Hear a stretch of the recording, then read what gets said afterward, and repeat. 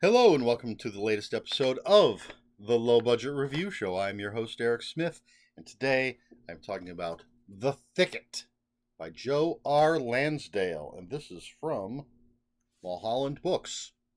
That's their logo right there.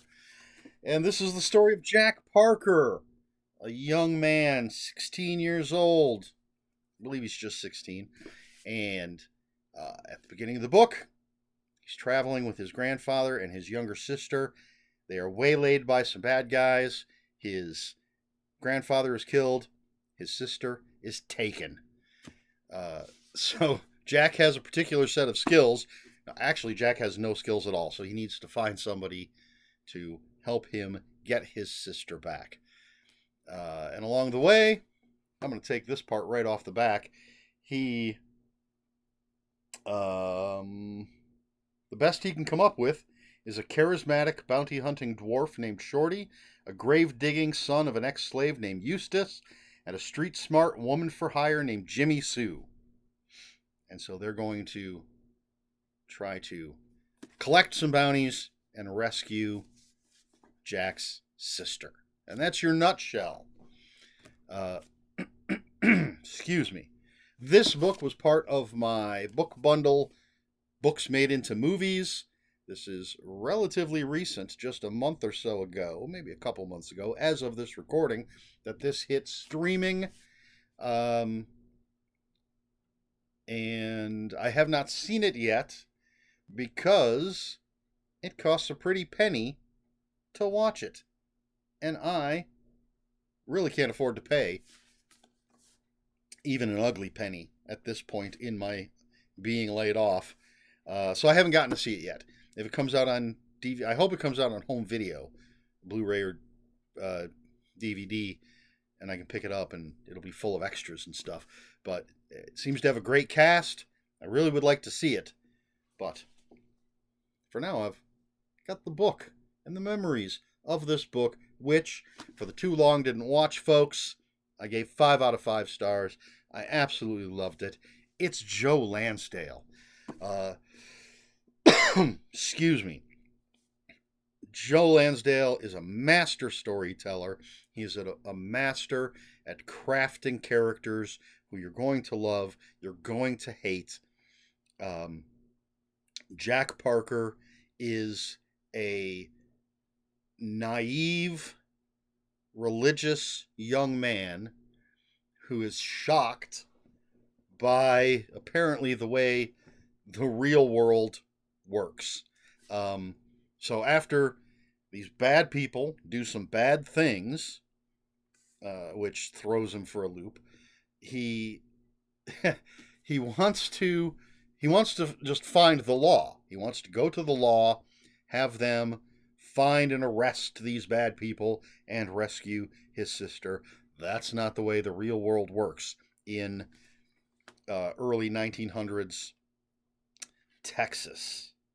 I think that's when it takes place. I was hoping I would see something here that would tell me exactly, but I don't recall. Anyway, I believe it's early 1900s. So yeah, that's not the way the world works. He's not going to get any help from the law. And so he meets Eustace, and Eustace is like, hey, I could probably help you. I'm a bit of a tracker, and I got this buddy, Shorty, who's a bounty hunter. And they make a deal. And then, so they set out.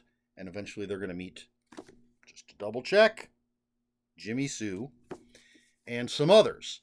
And as I was reading it, there came a point when they get somebody else to join their crew, and I was like, this is the Wizard of Oz, which essentially it's just the hero's journey. But I just had this, it just hit me. I'm reading a very dark, but very funny also, Western version of the Wizard of Oz. Instead of Emerald City, they're trying to get to the Thicket. And instead of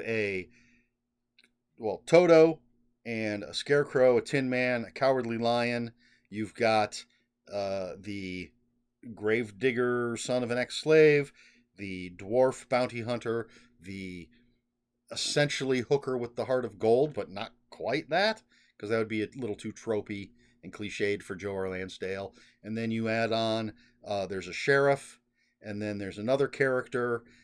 So as they're traveling this road, as they're essentially following the trail of one of the bad guys, they keep adding companions. And there are obstacles along the way.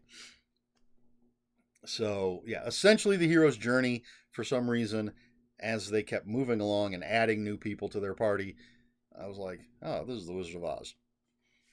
But, no magic. No one's going to wake up and it was just a dream.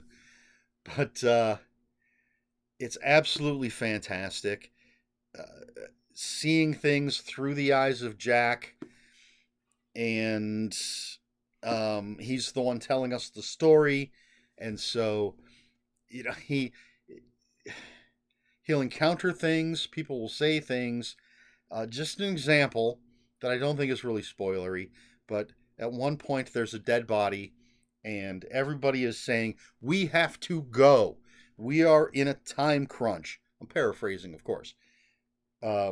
We will tell somebody where this body is so it can be taken care of. And Jack is just like, no, that's disrespectful. We have to take the time now to dig a grave, bury this body, do the good Christian thing. And they're like, you want to save your sister, dumbass. We have to go. We don't have time for that. So there's a lot of Jack being sort of preachy, but eventually learning the ways of the real world. Shorty, absolutely my favorite character in the book, played by Peter Dinklage in the movie. Love Peter Dinklage. He's this rough bounty hunter character, but an intellectual. And I sort of had this feeling with Eustace and Shorty. There's a trope in some fiction. Off the top of my head, I feel like I see it a lot in like urban fantasy type of fiction, but it may extend to other types of fiction. I'd have to really think about it. But off the top of my head, I can think of a number of urban fantasy type stories where you have these bad guys, where one is the muscle and one is the intellectual, but they're both psychotic. Like the intellectual will just as soon slit your throat as the muscle will rip your head off. I mean, they're both crazy. They're both very evil. But you have the one that's very, very erudite and smart and speaks very properly. And then the other one who's not dumb, but seems a little more street. And that's a bit of the feeling that I got from Eustace and Shorty. Not that Shorty's dumb, but he's certainly not as well educated as Shorty. And not that Shorty always speaks in the most proper manner. Because he is, this is the early 1900s in the West, in Texas. He's a bounty hunter. He does a dirty job. All right. But he has read so much, and he's lived so much in his life. He's had tragedy in his past. And yet, when we first meet him, he is looking through a telescope, studying the stars. And he has, when Jack goes into his house, there's books everywhere. And at night, usually when everybody else is sleeping, someone's on watch, but everybody else is sleeping, Shorty is by the fire reading. But the thing, there's a hog. There's a giant hog with them. There's your Toto. They have a giant hog with them on this adventure. He's a companion of Eustace. And so he's tagging along. So it's the Wizard of Oz. Anyway, so Jack picking up people along the way. They're tracking these bad guys. He wants to get his sister back. He wants to turned these people into the law so the law can do its thing. Everybody keeps telling them these are terrible, evil, horrible people. If you don't want to die, if you don't want us to die, we are most likely going to kill them. It's like, no, no, no. We have to bring them in. Killing people is wrong. But we get to see his character grow and change. I guess that's kind of spoilery to say it that way. But, I mean, Joe R. Lansdale knows how to tell a story. The voice of Jack telling us this story feels like sitting around a fire, listening to him regale us with this tale. I feel that way about a lot of Joe R. Lansdale's writing. It just feels like storytelling in the best way. And the characters are great. The situations are great. It becomes bloody and violent. There's funny stuff. The character interactions can be funny. They can be tragic. Some of the things that happen are terrible. Some of them are laughable. It's everything you want from a Joe Lansdale story. It's a 5 out of 5 read. I absolutely loved it. It's The Thicket by Joe R. Lansdale. Excuse me. So, recommendations, I suppose, based on this book. Well, anything by Joe Lansdale. He does have other westerns, older type. The Hap and Leonard stuff is modern. I mean, you can't go wrong with any Joe Lansdale. But I'm trying to think. I think Sunset and Sawdust is set earlier than modern times, and I highly recommend that. That's one of my favorites. He's got some westerns that I haven't read, so I can't say. The Magic Wagon's good. Dead in the West is good.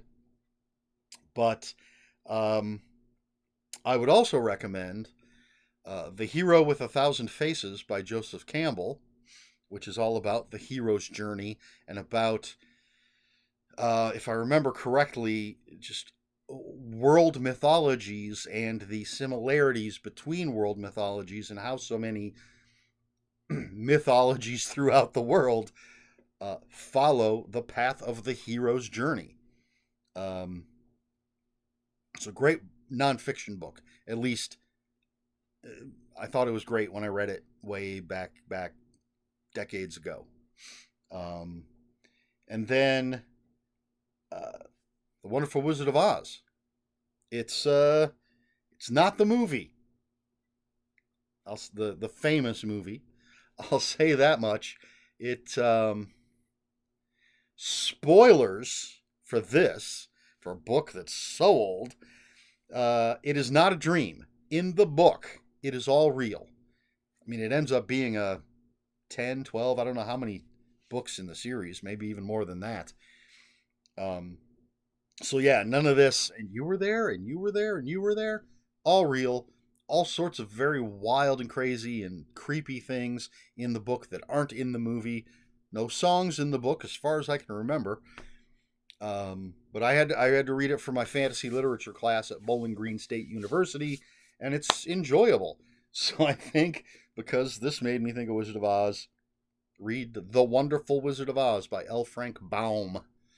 The Power of Myth, or not The Power of Myth, that's another Joseph Campbell book, The Hero with a Thousand Faces, and anything else by Joe R. Lansdale.